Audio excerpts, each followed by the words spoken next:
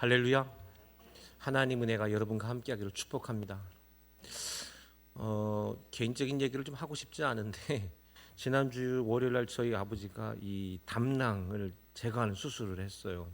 올해 연세가 85인데 갑자기 막 작년 후반기부터 편찮으셔가지고 이제 날짜를 잡아서 월요일날 수술했는데 요새는 참 좋아졌어요. 이게 그 배 뭐 열지 않고 구멍만 이렇게 뚫어서 이렇게 수술을 잘 했습니다. 그러고 나서 이제 퇴원을 잘 했어요. 퇴원하고 나서 이제 어제 좀 퇴원한 다음에 아버지 어떠신가 해서 전화를 드렸습니다. 오후쯤에 아버지 좀 몸 좀 어떠십니까? 했더니 괜찮은데 문제가 하나 있다는 겁니다. 그래서 어이구 어디 뭐 피가 혹시 샜나? 왜냐면 피가 셀 수 있다고 했거든요. 네, 문제가 하나 있다. 그래서 뭐가 문제입니까? 했더니 내가 평생에 교회 나오기 시작해서 지금까지 성가대를 신 적이 없는데 아무래도 내일 성가대를 못 서겠다. 85이거든요. 근데 오늘 우리 알토 파트가 탁 차여 있는 거 보니까 너무 은혜로워요. 할렐루야. 너무 고맙고 우리 성가대에 찬양하는 게 사명입니다. 굉장히 귀하고 이런 마음들이 모여서 우리가 정말 예배가 정말 더 큰 은혜가 될 줄로 믿습니다. 여러분 안에도 오늘 팔복의 말씀인데 여러분 안에 이런 천국의 축복이 있기를 주님의 이름으로 바랍니다. 자, 근데요 오늘 말씀 먼저 PPT부터 한번 시작해 볼게요. 우리가 새해 들어서 다시 이제 마태복음 강해를 시작하는데요. 마태복음은 5가지 기둥으로 돼 있다고 했어요. 예수님께서 제자들을 가르치시는 5가지 이 강화의 말씀, 이 말씀이 마태복음의 중심 기둥이에요. 이건 다 예수님의 말씀이잖아요, 그렇죠? 예수님의 말씀의 첫 번째가 우리가 오늘 성가대가 찬양했던 산상수훈의 말씀이에요. 이 말씀이 있고 나서 그 다음에 제사를 파송하는 말씀, 그 세 번째가 천국 비유 강화, 7개의 천국 비유가 있죠. 산상수훈은 초림에서 재림까지 살아가는 우리 기독교인의 삶의 현장, 그 이야기였고, 제사 파송 이야기는 첫 번째 복음을 전파하는 것을 이야기했고, 7가지 천국 비유를 말씀하셨고, 네 번째 공동체 규범 강화였습니다. 그리스도인들이 서로 이 공동체 가운데 어떻게 살아갈 것이냐, 우리 교회가 서로 상호 책임적인 관계다. 너희들 믿음의 사람들끼리 서로 책임지는 사람 되라. 이렇게 하면서 서로 겸손하고 또 존중하고 용서하며 살아가라는 말씀이 이 네 번째 공동체 규범입니다. 우리가 지금 5번째는요 24장 25장 말씀인데 종말에 대한 강화예요. 1년 됐어요. 2025년 달 24장에서부터 지금까지 계속되고 있는데 놀랍게도 24장에서 25장 종말 강화, 마지막 예수님이 재림할 때에 대한 이야기예요. 우리는 초림으로부터 시작해서 재림까지의 삶을 살아가는 사람이라고 했잖아요, 그렇죠? 이미 우리는 구원받았지만 아직 완성된 게 아니라고 했습니다. 근데 이게 24장에서 25장 말씀은 예수님의 마지막 일주일 중에 화요일, 셋째 날인 그 화요일 날 하루 동안 있었던 말씀인데 지금까지 계속되는 거예요. 예수님의 마지막 유언과도 같은 말씀이기 때문에 이 말씀은 여러분 한번 생각해 보세요.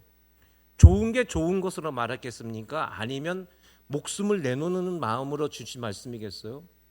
당연히 이건 사생결단하는 말씀으로 내놨기 때문에 이 24장에서 25장의 말씀은 우리가 마음으로 무겁게 받아들여야 돼요. 우리 크리스찬들로서는 이걸 쉽게 받아들일 수가 없는 말씀입니다. 그것 중에 마지막 말씀이 오늘 말씀이기 때문에 사실 종말의 강화의 마지막 말씀이라서 결론적으로 이 말씀이 나와 있습니다. 자, 25장에는 3가지 비유가 있는데요. 다음 페이지 한번 볼게요. 3가지 비유가 있는데 첫 번째는 열천의 비유였어요, 그죠? 열천의 비유, 그리고 두 번째는 달란트 비유였고요. 오늘 마지막에는 뭐였냐면 양과 염소 비유가 31절서부터 나오게 됩니다. 열천의 비유에는 결론이 뭐였냐면 깨어 있어야 된다는 거예요. 근데 깨어 있는 것이 뭐였냐면은 깨어 있는다는 것은 기름을 준비하는 것이 깨어 있는 거라고 했습니다. 그렇죠? 언제까지? 신랑이 오기 전에. 신랑이 오고 나서 준비한 거는 준비가 아니라는 거죠. 깨어 있어야 되는 건 준비를 말하는데 신랑이 오기 전에 우리가 준비를 잘해야 된다. 그게 뭐냐? 그 상태가 뭐냐라고 했을 때 다음 비유가 달란트 비유였습니다. 달란트 비유 한번 보여주면 달란트 비유는 뭐냐면 우리가 충성된 종으로 살아가는 거였어요. 내가 주님 오시기 전에, 신랑이 오기 전에 열심히 기름을 준비하는 것은 우리가 하나님 앞에, 예수님 앞에 충성된 종으로 살아가는데, 그 충성된 종은 뭐냐면 우리 일상을 성실하게 살아가는 것, 우리의 삶의 자리가 최선을 다해 살아가는 것, 포기하지 말고 우리의 삶을 열심히 살아가야 된다라는 것을 말씀했습니다. 이것을 결산이었던 우리가 마지막 31일 그 주간에 이 말씀을 드렸어요. 그리고 마지막이 바로 이제 양과 염소에 대한 비유, 오늘 본문에 대한 이야기가 이렇게 시작되겠습니다. 먼저 그러면 31절로 한번 넘어가 볼까요? 오늘 본문 31절 말씀 같이 읽어볼까요? 시작. 인자가 자기 영광으로 모든 천사와 함께 올 때 자기 영광의 보좌에 앉으리니.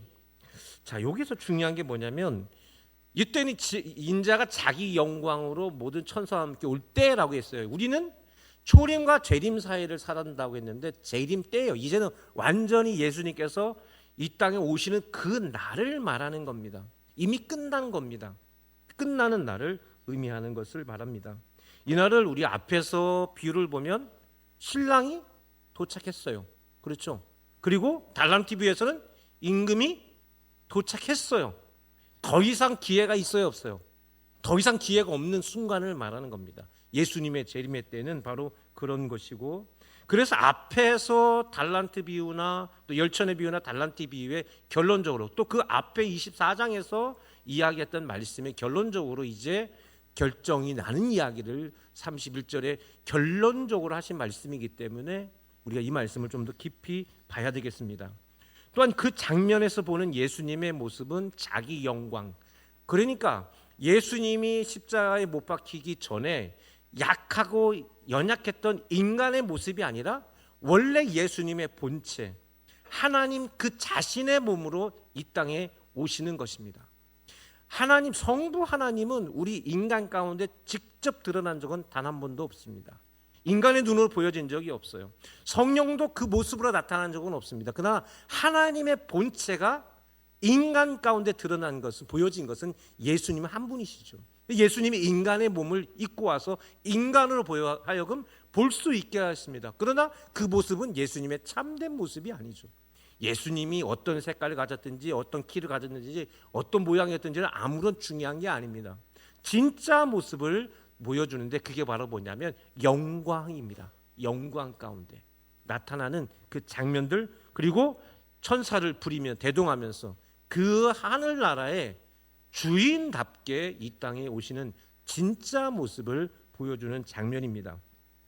자, 그러면서 어떤 장면이 나타나게 되냐면 32절과 33절에 이런 이야기를 하시게 되는 거예요.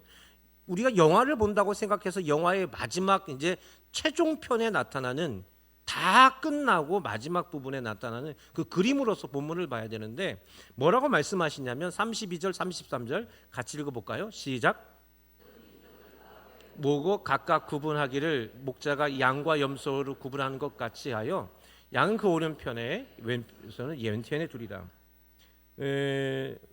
분명히 모든 민족을 그 앞에 모은다 했습니다. 이 땅의 모든 백성들에게 예수님이 드러나는 그 순간입니다. 이거는 우리 인간으로서는 어떻게 말할 수가 없는 그 신적인 현현, 하나님께서 이 땅에 오시는 진짜 모습, 이 땅에 창조하시는 그 모습일 텐데 모든 민족 한 명도 빠짐없이 모든 사람에게 나타날 그 순간을 말하게 되는 겁니다. 유대 민족만 아니라 또 예수님 믿는 사람만 아니라 모든 사람들 가운데 나타난다는 겁니다. 문제는 신랑이시고 임금이시고 그리고 저기엔 목자라고 되어 있는 예수님께서 마지막 때에 뭐와 뭐로 구분한다? 양과 염소로. 이게 없으면 얼마나 좋아요? 구분하지 않으면 얼마나 좋습니까? 그러니까 구분 안 하고 그냥 나타나서 모두를 벽대게 한다라고 하면 대자대비하고 얼마나 좋아요? 근데 그게 아니에요. 양과 염소를 구분하는 것 같이 구분하는데 양은 오른편에 또 염소는 왼편에. 이 헬레니즘 문화 속에서 오른편은 뭐예요? 의인들을 말하는 것이고 왼쪽은 뭐예요? 죄인들을 말하는 겁니다. 성경적으로 말하면 오른쪽은 구원받은 사람, 왼쪽은 구원받지 못하는 사람, 이렇게 구원받는 자와 구원받지 못하는 자를 구분한다. 예수님의 재림의 때는 요거 하는 거예요. 요거 하는 겁니다. 구원받을 자와 구원받지 못할, 하나님 나라 갈 사람과 가지 못할 사람을 이렇게 구분하는 것으로 결론이 나는 겁니다. 앞에서 우리가 두 비유를 보면 우리가 기억해야 될 것이 5 처녀는 기름을 준비하지 못했죠. 근데 기름을 준비하지 못한 처녀들은 오른쪽에 있겠어요? 왼쪽에 있겠어요? 왼쪽에 있는 거죠. 달란트 비유에서 1 달란트 받은 사람은 오른쪽에 있겠어요? 왼쪽에 있겠어요? 왼쪽에 있는 거죠. 여러분, 이 땅에서 예수님을 믿는 사람과 믿지 않는 사람, 예수님을 믿지 않는 사람들은 오른쪽에 있을까요? 왼쪽에 있을까요? 어디 있을까요? 어려워요? 오른쪽에 있어요? 왼쪽에 있어요? 왼쪽에 있는 거죠. 예, 명확하게 구분된다라고 보는 겁니다. 자, 그럼 여기서 근데 2가지 질문을 한번 해보고 싶어요. 첫 번째는 뭐냐면, 그럼 어떻게 구분이 되는가? 어떻게 구분이 돼? 예수님 잘 믿는 사람인가 아닌가? 어떻게 구분하고 되는가 말이에요. 두 번째는 왜 구분을 하는가라는 이야기입니다.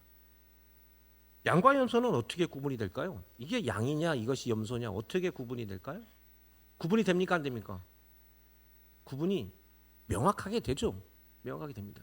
여러분, 우리가 시골길을 가다 보면 이렇게 과수원들이 있는데, 과수원에 보면 그 나무들이 이렇게 과수들이 심겨져 있는데, 이제 어른들이나 이제 농사를 짓는 분들은 명확하게 이게 무슨 나무다 이게 무슨 나무다 다 아는데, 그러지 못한 친구들은 이 나무가 무슨 나무인지를 정확하게 모르죠. 이것을 어떻게 하면 구분이 될까요? 예? 열매를 보면, 그렇죠, 열매를 보면 명확하게 구분이 되는 겁니다. 근데 지금은 열매를 딸 때예요? 아니면 순이 올라올 때예요? 성경적으로 봐서 지금 우리 25장의 말씀은 열매를 딸 때죠. 그죠? 예수님 올 때 열매를 딸 때예요. 열매가 이미 맺혔기, 열매가 맺힌 때가 예수님 오신 때이기 때문에 지금 뭐 새 순이 올라와서 이게 도대체 무슨 순인가 구분되지 못하는 게 아니라, 명확하게 과일을 보면 저게 사과냐 배냐 자두냐 복숭아냐 명확하게 구분이 되는 거예요. 이게 구분이 안 될 수가 없는 명확한 상황인 겁니다. 양과 염소도 마찬가지입니다. 양과 염소는 어떻게 구분이 됩니까? 양은 집에 염소하고 양 키워봤어요? 저도 염소는 키워봤는데 양은 안 키워봐가지고. 정답이에요. 양은 무슨 색이에요? 흰색이에요. 근데 염소는 무슨 색이에요? 검은색이에요. 색깔만 봐도 딱 뚜렷하게 나타나는 겁니다. 구분할 때 고민할 필요가 전혀 없게 되는 겁니다. 재림의 때는 열매가 맺히는 때입니다. 그래서 우리가 예수님께서 요한복음에 말씀하신 것처럼 아버지는 농부고 예수님은 나무고 우리는 가지라고 했을 때, 요 가지로 있는 상태라고 말한다면 구분하기가 어렵겠지만, 그게 아니라 열매가 완전히 생긴 거예요. 그러니까 열매를 보고도 저게 무슨 나무인지를 모른다면 그건 지능의 문제가 있는 거죠. 누구든지 다 명확하고 분명하게 다 구분될 수 있는 상황이 그때는 된다라는 겁니다.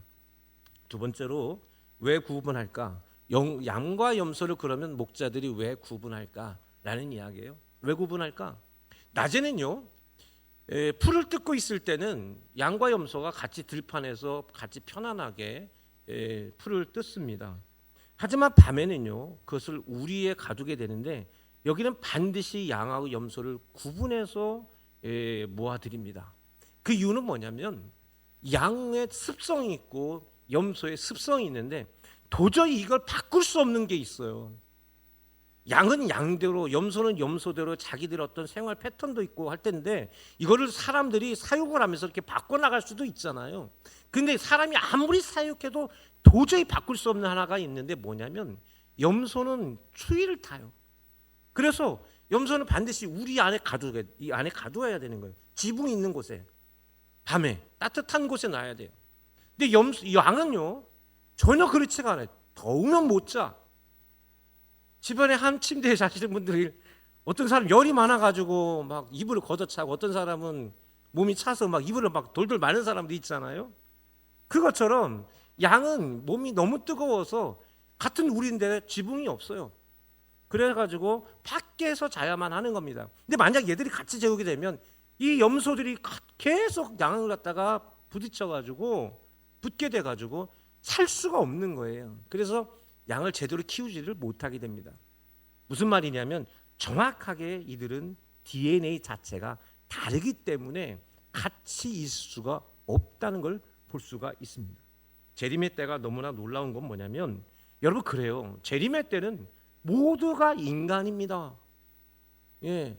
예수님 앞에 심판받는 그 자리는 모든 인간들이 같이 모이게 되는데 전혀 다른 두 종류의 인간이 존재한다는 사실이에요. 원래 이 자리는 전혀 구분이 안 되잖아요.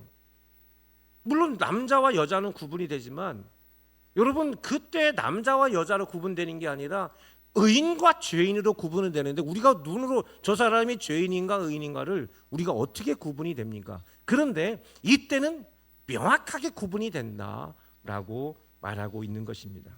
어떻게 다른 종류의 인간이 나타나게 될 것이냐? 어떻게 다른 종류의 인간이 나타나느냐? 이게 중요하겠죠. 그 다음 34절에서 36절 보니까 나오죠. 34절에 36절 교독을 읽어보겠습니다. 그때 임금이 그 오른편에 있는 자들에게 이르시되 내 아버지께 복받을 자들이여 나와 창세로부터 너에게 위하여 예비된 나라를 상속받으라.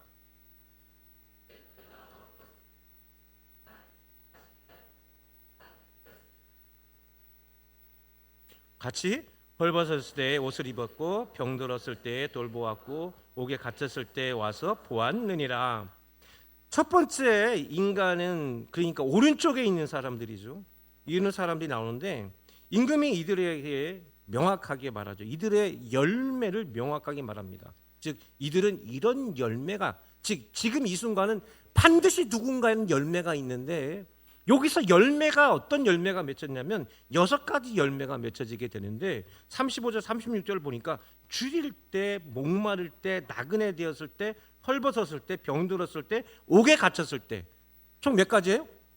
6가지 고난의 현장에서 이들은 뭐예요? 그들을 돌봐주었다라고 말하고 있습니다. 6가지 상황이란 인간의 특정한 상황이 아니라 인간들이 살아갈 때 일상생활을 할 수 없을 만큼의 어려운 상황들, 생명의 인간성, 인간의 존엄과 인간의 기본권이 상실되는 그 상황입니다. 6가지 상황을 이렇게 상징적으로 놨어요. 근데 성경에 보면 6보다 7가지가 그 완전수잖아요. 우리 동양 사상에서도 7가지 고통을 가장 큰 고통이라 말하는데 오늘 말씀이 6가지만 나오고 7가지가 나오지 않죠. 7번째는 뭐예요? 7번째는 죽음의 상황이죠. 죽음의 상황. 그러니까 어려운 인간의 상황들을 일상을 살아갈 수 없을 만큼의 어려운 상황. 이 사람은 도저히 살아갈 수 없는 일상을 유지할 수 없는 그런 어려운 상황인데 여기다 한 가지가 더 보태지게 되면 그게 죽음의 상황이죠. 그게 누구예요? 그게 예수님인 거예요. 이 순간. 그걸 얘기하지 않았어요. 그 이야기는 언제? 부활한 이후에 깨닫게 되는 거죠. 부활한 이후에 예수님께서 제자들을 부르셔서 떡을 먹으시고 생선을 구우시면 먹이면서 요한의 아들 시몬아 내가 나를 사랑하느냐? 그 얘기를 하죠. 그게 바로 7번째 상황이죠. 내 양을 먹이라. 내 양을 치라. 예.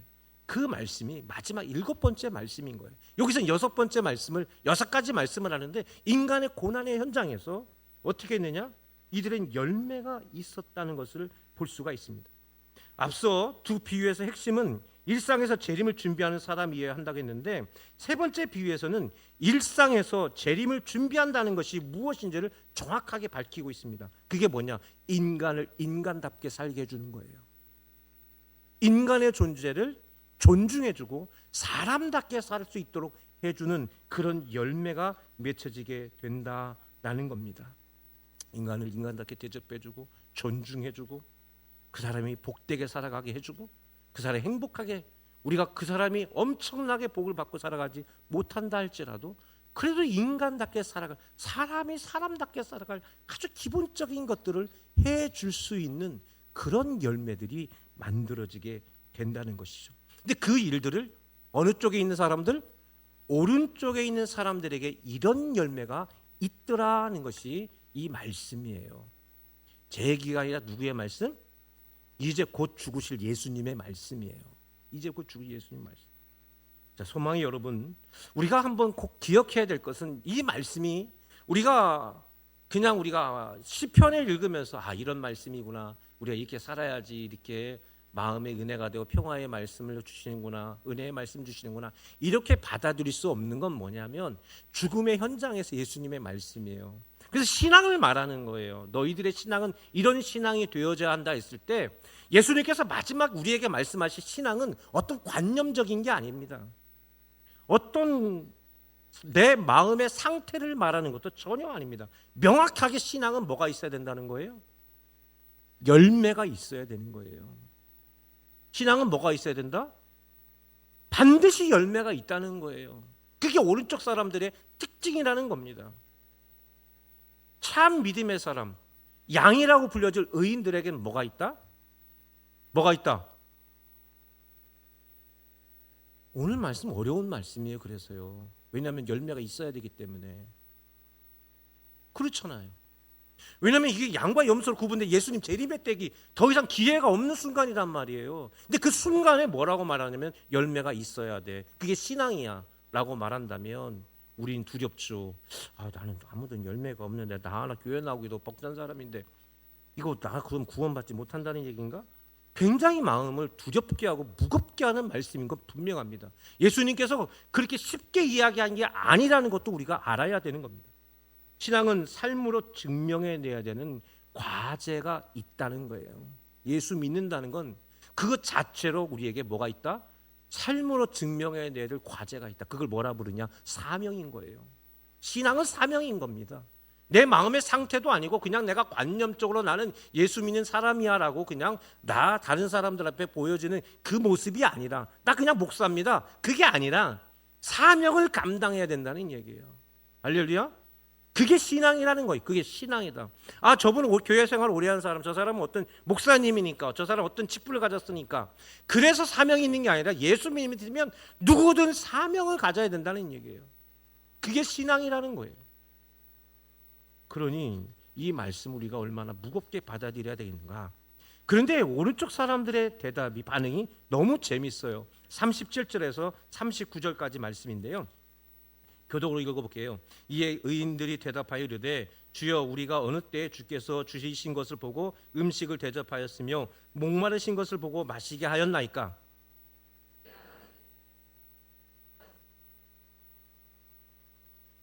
함께 어느 때 병드신 것이나 옥에 갇히신 것을 보고 가서 배웠나이까 하리니. 오른쪽에 있는 자들이 뭐라고 부르느냐? 오른쪽에 있는 자들은 의인이라 부르는 사람들이죠. 의인들의 대답이 뭡니까? 의인들의 대답은 아주 단순하죠. 우리가 언제? 이들이 자기들이 그 임금이 어려웠을 때 6가지 고난의 현장에 그들이 동참했다는 거예요? 안 했다는 거예요?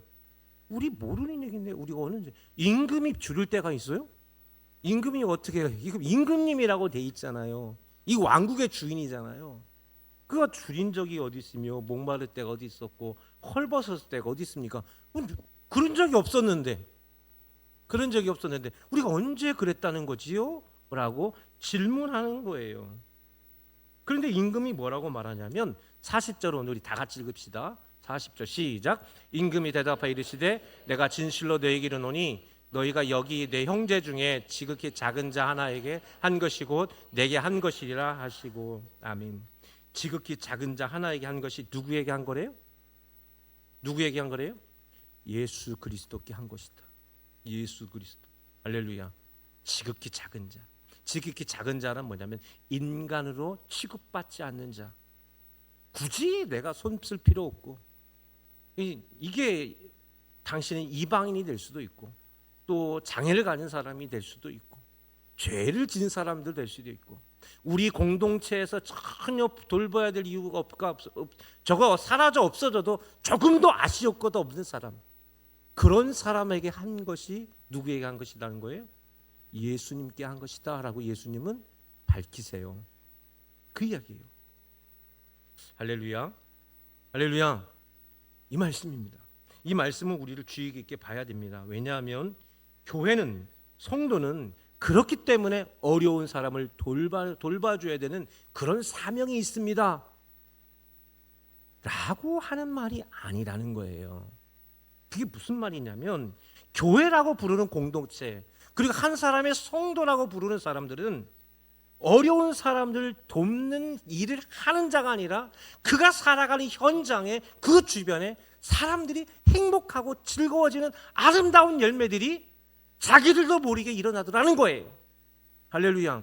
이들은 몰랐어요. 내가 누구를 도왔는지도 몰랐고 내가 무엇을 했는지도 몰라요. 그러나 내가 삶을 믿음 가운데 열심히 살아가다 보니까 어느 손에선가 내 주변의 사람들이 나 때문에 행복하고 나 때문에 즐겁고 나랑 같이 차 마시는 거 좋아하고 밥 먹을 때도 행복해하고 어디 갈 때 야 네가 빠지면 우리가 무슨 재미야, 이런 소리를 듣더라는 거예요. 이런 소리를 듣더라는 거예요. 내가 안 믿는 사람 전도해서 교회 몇 명 데리고 왔어. 그러니까 나는 열매가 있어. 교회는 이렇게 전도 많이 해야 돼. 그 얘기를 지금 예수님이 한 게 아니라는 거예요. 이건 의식적으로 한 거잖아요. 교회가 어떤 프로그램 가지고 누구를 돕자, 우리를 뭐 하자 해서 만들어진 게 아니라 내가 삶을 살아가다 보니까 나도 모르게 내 주변의 사람도 있고 내 주변에 즐거워하는 사람이 있고 내 주변이 야 나도 너 때문에 교회 좀 한번 가봐야 되겠다. 그게 뭐예요? 내가 말한 적 없잖아요. 그런 열매가 만들어지고 맺혀지더라는 겁니다. 그게 누구에게 한 거라는 거예요? 그게 나한테 한 거야. 야, 그거 나한테 한 거다? 그게 누구의 말씀이세요? 예수님의 말씀이더라. 이 말이 뭐냐면 그 사람이 완전히 그의 사람이 DNA가 바뀌었다는 뜻이에요. 그 사람의 DNA가 완전히 바뀌었다는 거예요. 사람의 모든 존재는 자기밖에 몰라요. 모든 인간의 DNA는 나밖에 모르게 돼 있습니다. 그건 인간으로서 어쩔 수가 없어요. 인간은 그렇게 만들어졌습니다. 근데 예수 믿고 나서 내 DNA가 바뀌어지게 되니까 나 아니라 내 주변의 사람들과 그 주님께 받은 은혜를 공유하는 사람이 되더라는 거예요. 내가 하나님께 은혜 받은 걸 내가 이웃들과 함께 행복하게 즐겁게 살아감으로 참 예수님 때문에 행복하고 예수님 때문에 즐거운 것들이 내 주변에서 만들어지더라는 겁니다. 할렐루야. 그런 열매가 나도 모르게 자꾸만 만들어지게 되는 거예요. 여러분, 그래서 여러분 주변 사람들이 어디든 가자 뭐 하자 할 때 아이고 네가 빠지면 되냐 하면 나 잘 산 거야. 나 잘 산 거야. 그 이야기를 예수님께서 하시는 겁니다. 자신의 의도가 아니라 교회의 프로그램이 한 것이 아니라 살다 보니 내 주변에서 이런 좋은 열매들이 자꾸만 만들어지는 겁니다. 사람들에게 인간 대접해주고 물질로 사람을 판단하지 않고 외모로 그 사람 판단하지 않고 그 사람 살아가는 형편으로 판단하지 않고 그 사람의 학력과 그들이 행동하는 것과 이런 것으로 사람 판단하지 않고 그저 그 사람이 귀해서 그 사람과 함께 이야기하고 그 사람과 함께 밥 한번 먹고 그 사람과 차 한잔하면서 그렇게 삶을 공유하고 함께 삶을 살아내는 것들이, 그런 열매들이 나도 모르게 자꾸만 만들어지는 사람들이 오른쪽 사람이었더라는 겁니다. 그럼 반대로 왼쪽 사람들은 어떨까요? 41절 말씀입니다. 41절 시작.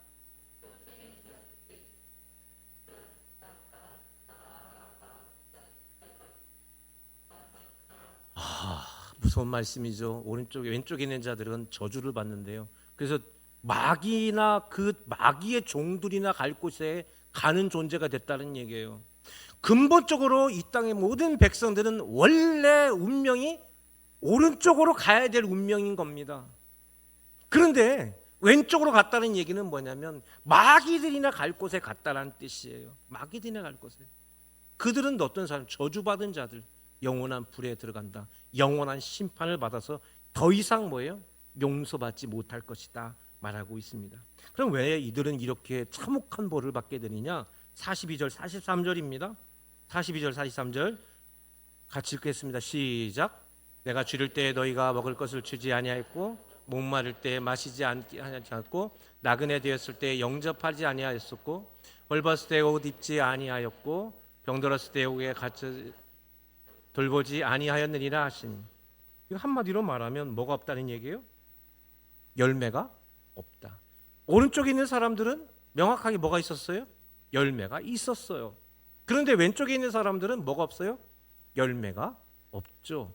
정확하게 구분이 된 겁니다. 양과 염소 그냥 색깔만 봐도 흑백으로 딱 갈리게 돼 있는 것처럼 마지막 때는 이게 명확하게 구분이 된다라고 성경은 말하고 있습니다. 44절은 이렇게 말합니다. 44절 시작. 그들도 대답하여 이르되 주여 우리가 어느 때에 주께서 줄이신 것이나 목마른 것이나 나그네 되신 것이나 벌벗은 것이나 병드신 것이나 옥에 갇히신 것을 보고 공양하지 아니하더이까. 똑같아요. 언제 그랬다는 거예요? 그랬다면 우리가 주님이라면 우리가 해드렸겠죠. 그렇죠. 임금님이 어렵다는데 내가 안 도와줄 사람이 있습니까? 그럴 사람은 없죠. 예, 다 합니다. 임금님이 아니라 할지라도 우리 가족들이 그랬다면 다 하겠죠. 안 그럴 사람이 어디 있겠습니까? 다 그렇게 한단 말입니다. 근데 무슨 말입니까? 이게 도대체 금시초문이에요. 이게 도대체 무슨 말이에요? 그러니까 사실은 오른쪽 사람이나 왼쪽 사람이나 이 사건을 아무도 몰랐다는 건 공통점이에요. 똑같았습니다. 그러니까 임금이 뭐라고 말하냐면 의인들이 했던 말을 정반대로 말하죠. 정반대로 45절 시작. 이 지극히 작은 자 하나에게 하지 아니한 것이 곧 내게 하지 아니한 것이니라 하시네. 지극히 작은 자에게 하지 않은 것이 예수님께 하지 않은 것이다. 바로 그 이야기입니다. 내가 어떤 일을, 어떤 믿음의 일을 하려고 할 때는 그 결단과 그 일은 어렵습니다. 그렇죠? 그래서 내가 이것을 해야 되려면 참 힘들 텐데라고 생각을 합니다. 내가 근데 하지 말아야 되겠다. 그래서 이것이 너무 어려워서 내 마음속에 하지 말아야 되겠다 할 때 그 핑계는 수없이 많습니다. 해야 될 것은 딱 하나입니다. 하지만 하지 말아야 될 이유는 수십 가지도 넘죠. 내가 뭘 하지 말아야 되겠다면 수없이 많은 생각들로 하지 말아야 될 것들은 얼마든지 있습니다. 예. 지극히 작은 자에게 하지 아니한 것은 여러 가지 이유가 있었을 거예요. 뭐 때문에. 그건 다 내 사고적으로, 내 상식으로서는 다 맞는 말일까요? 틀린 말일까요? 맞는 말일 거예요. 뭐가 틀리겠습니까? 우리가 어떤 문제에 대해서 내가 이것은 이래서 안 됐습니다고 말할 때 안 되는 것에 대한 핑계는 세상에 너무나 많습니다. 예. 근데 얘기를 들어보면 그게 다 맞아요, 틀려요? 그럼 틀린 말 아니에요, 맞는 말이에요. 그 맞는 말로 그렇게 안 한 거지 틀린 걸로 안 할 수가 있겠습니까? 다 그렇겠죠. 선한 사마리아 사람 비유에서도 그 사람을 강도 만난 자를 돕지 않았던 것은 타당한 이유가 다 있었단 말입니다. 타당한 이유가 없지 않았어요. 그렇죠? 그런데 예수님은 명확하게 말합니다. 하지 않은 것에 대한 것만 말씀하세요. 너 왜 열매가 없느냐? 그 부분에 대해 네가 왜 열매가 없느냐? 명확하게 말하죠. 기름이 없는 부분에 너 왜 기름이 없느냐? 명확하게 말하면 너는 왜 그것밖에 하지 못했느냐? 명확하게 주인은 말씀하시더라는 겁니다. 자, 그런데요. 이제 마지막으로 좀 어려운 이야기를 마지막에 하려고 그래요. 어제까지도 기도를 많이 했습니다. 이 부분 때문에. 왜냐하면 이것을 그냥 넘길 수는 없어요. 왜냐하면 성경이 그렇게 돼 있으니까. 똑같이 몰랐는데 결과는 분명히 다르게 나왔어요. 열처녀 비유에서도 신랑이 언제 올 줄 알았어요, 몰랐어요? 몰랐죠. 열처녀 모두가 다 몰랐습니다. 자, 다섯 처녀는 잠을 잡고 다섯 처녀는 깨어 있었습니까? 아니요. 열처녀 다 자고 있었습니다. 그렇죠. 모두 다 자고 있었어요. 슬기롭다가 불렀던 그 다섯 처녀도 잠들고 있었던 건 마찬가지였습니다. 달란트 비유에서도 마찬가지죠. 임금이 언제 올 줄을 알았나요, 몰랐나요? 아무도 몰랐습니다. 예. 어쩌면 한 달란트 받은 사람이 임금이 언제쯤 오겠다 생각했다면 그쯤 돼서 뭔가 할 수도 있었겠죠. 그쯤 돼서 야, 내가 생각해도 양심이 없다. 이렇게 좀 했으면 좀 도왔을 뻔했겠다. 그래, 지금이라도 이렇게 좀 하면 좋겠다 생각해서 한 1년 뒤에 우리 주인께서 오신다고 하니까 그러면 내가 좀 1년 정도 적금이라도 내가 좀 들어야 되겠다. 내가 좀 너무 불안해가지고 그럴 수 있잖아요. 근데 뭐예요? 그냥 불현듯 도둑처럼 쑥 들어와 버린 거. 아무 생각 없이 대책 없이 그냥 막 들어와 버린 겁니다. 열천의 비유도 마찬가지, 달란트 비유도 마찬가지고 양과 염소를 구분하는 것도 딱 정확하게 아무도 모릅니다. 예. 근데 문제는 뭐냐면 한 달란트 가진 사람은 뭐예요? 장사하지 않았습니다. 똑같았습니다. 전혀 몰랐어요. 똑같이 몰랐을 뿐입니다. 근데 결과는 어떻게 됐나요? 명확하게 달랐죠. 다섯 사람은 기름이 준비돼서 신랑을 맞이하게 됐고 두 사람은 뭐예요? 열심히 삶을 살아내서 주인이 왔을 때 그 결산할 것을 보여드릴 수 있는 그런 열매들이 명확하게 있었습니다. 그래서 우리가 왜 결과를 다른가라는 고민을 하다가 누구는 좀 인성이 좀 괜찮고 똑똑하고 아이디어도 좋고 뭐 행동도 잘하고 뭐도 하니까 이렇게 생각할 수 있겠지만, 근데 우리는 한번 지금 이 본문을 마태복음을 근본적으로 다시 돌아봐야 되는 거거든요. 무슨 말이냐면 지금 이 말씀을 예수님께서 누구에게 하고 있는가라는 질문을 한번 해봐야 돼요. 지금 이것은 예수님께서 그냥 예수님을 따르는 불특정 다수에 대해서 하신 말씀이 아니라 예수님을 따르는 핵심 멤버들한테 이 말씀을 하신 거예요. 예수님을 따라다니는 아주 핵심 멤버들에게만 이 이야기를 한 거예요. 그 말은 무슨 말입니까? 그들 가운데에도 뭐가 있다는 얘기예요? 염소가 있다는 얘기예요. 그 얘기예요. 이 말씀은 지금 마태복음의 5대 강화, 즉 5가지 기둥의 핵심은 이게 다 예수님의 제자들에게만 말씀하신 거지 일반 사람들한테 한 게 아니라는 사실을 우리는 기억해야 됩니다. 즉 오늘날 우리 성도들에게 하시는 말씀이다. 그 얘기예요. 마태는 뭡니까? 마태가 이것을 강조했던 것은 분명해요. 그는 유대교인입니다. 즉 예수님의 말씀을 누구에게? 유대교인들한테 말한 거예요. 너희들은 구원받을 사람. 그들은 스스로 우리는 선민이니까 자기들 DNA만 가지고도 그들은 뭐 하는 사람이에요? 우리 DNA가 유대인이니까 우리는 구원받는 사람이지. 그런데 예수님은 말씀하신 게 뭐냐면 아니거든. 아니거든이에요. 너희들은 염소야 라고 말씀하시는 거거든요. 마태가 그걸 깨달은 거예요. 나는 유대인으로서 율법을 잘 지키고 하나님 말씀대로 살았으니까 난 당연히 왕이겠지. 예수님 말씀은 이 말씀을 통해서 정면으로 반대하는 거예요. 아니거든. 너도 염소거든. 너도 염소거든. 자기가 여기까지 마태는 염소예요. 베드로도 염소고 다 염소예요. 언제 양으로 바뀌는 겁니까? 7번째 고난의 현장인 이 다음에 죽음 이후에 예수님의 부활을 통해서 그들은 양으로 변한 거거든요. 예수님과 함께했던 그 제자들을 그것만 가지고 이들이 양이다? 아니요, 염소예요. 이 말씀이 그러니까 어려운 거예요. 들판에서 지금 같이 풀을 뜯고 있는 그 여러 짐승들의 제자 무리들은 바로 그거와 같은 거죠. 교회도 마찬가지입니다. 들판에 있는 풀을 예수님께서 우리들에게 주신 푸른 초장, 이 하나님의 말씀의 초장에 우리가 함께 풀을 뜯고 있는 겁니다. 우리가 같은 교회, 같은 말씀, 같은 신앙 고백을 하고 살아가는데 어떤 성도는 양이고 어떤 영소는 염소라고 부른다면 이거 오늘날 우리 신앙의 정체성에도 그리고 우리 자신에게도 너무나 두렵고 무서운 말씀이 아니겠느냐라고 고민되지 않을 수가 없습니다. 열천의 비유도 마찬가지였고 같은 혼인잔치에 있었던 들러리였습니다. 같은 공동체인 교회를 의미하는 말씀. 달란트 비유도 마찬가지입니다. 한 주인의 안에 있는 청지기들이에요. 다 같은 사람이었다는 얘기예요. 이 자리에 우리가 함께 있는데 한 사람은 양이고 한 사람은 염소라고 말한다면 지금 우리가 교회에 나오고 신앙생활하는 게 무슨 의미가 있을까? 이거 참 제가 목회자인데 목사님들 모임이 이렇게 우리 시찰 모임도 있고 우리 노예에서 보면 우리 노예 목사님들만 우리 대전 손에 소속된 목사님들만 354명이에요. 354명 54명 중에 장로님도 그렇게 됩니다. 총대 장로님들. 근데 그 목사님들 중에 양이 있고 염소가 있다고 생각해봐요. 그 얼마나 이게 나는 나가 주일날 설교하고 막 은혜 받으라고 막 하는데 성도들 가운데는 양이 있는데 목사가 염소라고 생각해봐요. 이거 얼마나 무서운 얘기냐 말이죠. 왜 이런 결과가 나타나느냐?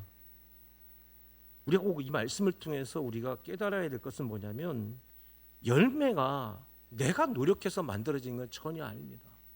열매는 저절로 맺혀지게 돼 있어요. 어디 안에 있으면? 주님 안에 있으면 열매는 자동으로 맺혀지게 돼 있습니다. 그래서 중요한 게 뭐냐면 성경은요 어느 곳에를 찾아봐도 어떻게 하면 구원받는다, 어떻게 하면 구원받는다, 어떻게 해서 이렇게 하면 구원받는다 그런 어떤 비법이 성경을 찾아볼 때 없어요. 그런 거 있으면 그것만 보고 있으면 되잖아요. 교회 생활할 때도 절 몇 번 하고 뭐 어떻게 하고 이렇게 하면 너 구원받는다 하면 얼마나 좋아요. 한때 우리 한국교회가 방언하면 다 구원받는 거라고. 방언받는다고 다 구원받는다고. 아니요, 그거 전혀 아닌 얘기예요. 이 말이 뭐냐, 오늘 말씀이 중요한 게 뭐냐면, 의인이라고 부른 사람들, 오른쪽에 있는 사람들은 처음서부터 오른쪽에 있는 사람도 아니고 처음부터 의인도 아닌 겁니다. 이들은 누구냐? DNA가 바뀐 사람들이에요. 자기 DNA가, 내 DNA가 바뀐 거예요. 예전엔 나였는데 이제는 뭐예요? 예수 안에서 바뀌어진 나가 된 거예요. 예수님의 사람, 그리스도인이 된 거예요. 할렐루야. 그리스도인이 되고 나니까 뭐예요? 내가 바뀌어지게 된 거예요. 생각이 바뀌어지게 되고, 행동이 바뀌어지게 되고, 말이 바뀌어지게 되고, 어려운 사람을 바라보고 그를 돕는 것도 바뀌어지게 되고, 그래서 주변 사람을 품어주는 것도 만들어지게 되고, 기왕이면 예수님께서 어떻게 하시기 원하시는가 자꾸만 그 생각을 하고 그 행동대로 살아가게 되는 거예요. 그래서 뭐예요? 나도 모르는 열매들이 어디선가 생겨지게 되는 거예요. 그 열매는 내가 보는 게 아닙니다. 누가 보는 거예요? 어디선가 나타나는 거예요. 어디선가에서. 그게 바로 오늘 본문의 말씀. 그래서 우리가 기도해야 될 건 두 가지입니다. 그게 바로 뭐냐? 첫 번째, 내가 변하게 하여 주옵소서. 할렐루야. 누가 변해야 된다? 내가 변해야 되는 거예요. 내가 변해야 된다. 그렇죠? 근데 내가 변해야 되는데 어떻게 변해야 되느냐? 여러분, 열매는 반드시 뭐를 해야 돼요? 심어야 열매가 맺혀져요. 그렇죠? 심어야 되죠. 하나님, 제가 변하게 하여 주옵소서. 그 변화 속에서 내가 작은 것이라도 심게 하여 주옵소서. 이게 사명이죠. 예. 심는다는 건 사명입니다. 내가 변한다는 건 내 신앙을 말하는 거고, 심는다는 건 사명을 말하는 거예요. 목사님, 나는 원래 성격이 그래요. 나는 원래 성격이 태어날 그랬습니다. 거짓말하지 마세요. 거짓말. 다 거짓말이야. 나는 원래 그랬던 사람, 나는 원래 조상 때서 우리 집안 이랬던 사람입니다. 나 MBTI 어떤 사람. 거짓말하지 말라고. 그 거짓말이에요. 성령에 충만하면 돼요. 할렐루야. 예수님의 제자들 기도하고 성령 역사하실 때 바뀌었어요.